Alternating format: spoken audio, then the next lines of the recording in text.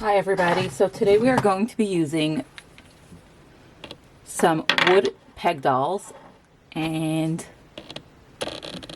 scrap felt to make a very cute little windmill craft. We're going to start, of course, with a coat or two of 3 of simple craft acrylics.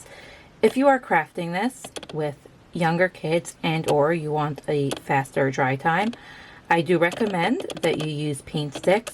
My favorite ones will be linked below. I like Quick Sticks and Uli Chunkies for the simple reason that they dry very dry, put it that way. Some brands stay kind of wet and they get really messy. They don't dry so effectively, but those I find get totally dry and they dry quite quickly.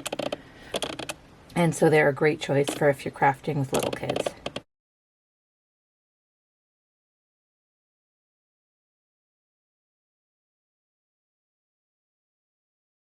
I was going to keep the painting step super simple. However, I do not know how to do that, but I will encourage you that if you are crafting this with older kids, because it is a cut and dry, very specific process, you do want to encourage creativity. I only did 1 layer and I added some spots just because, and some designs to make it more fun. I did want like a little bit of the wood to show through. So I'm going to move these aside, and now we are going to make the windmill. So you need a piece of felt. This one is about, these actually came, the supplies, in a Kid Made Modern kit that I will try and link below. And the peg dolls also came in the kit, but I did supplement also from Woodpecker, so I will try to link that below as well. So it's 2 inches wide, so you're going to need 2 inches by 2 inches. You know the trick for measuring a square is simply to fold the corner down like this so that it aligns. And you're going to do what you always did as a kid, making a windmill. So that's your square. Snip that a little.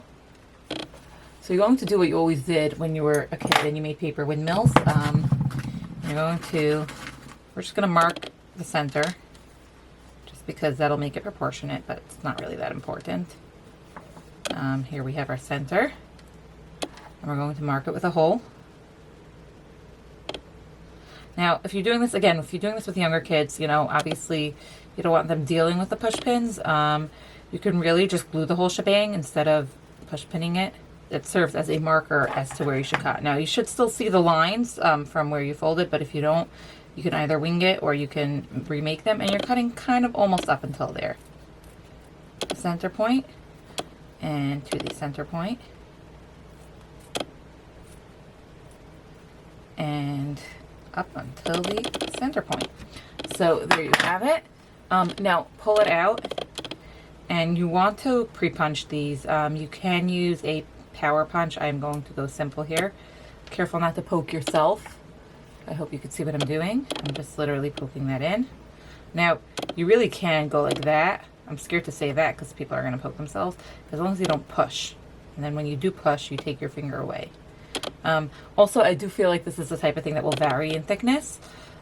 So, vary in sharpness, sorry. So mine aren't overly sharp, but if yours are sharp, you don't want to do what I'm doing. And you can just like stick a safety pin, or you could put it on a foam mat and you could pierce it with a paper piercer. But I am using this for the sake of minimizing the amount of supplies that I use. Just offering some other options as well. So like on a self-healing mat, you can do it. So you want to just make sure it's all on the same side. It doesn't matter which side, as long as it's all the same. And you're going to poke. And you are going to poke. There we go. So now that they're all poked, you're going to start just sort of like piling them to the center while stacking them through the holes. Just so in case you want to know why I poked the holes first, it simply just didn't go as smoothly without poking them first. It like kind of just, it was hard at this stage and I got confused to like stick this in because it is rather small.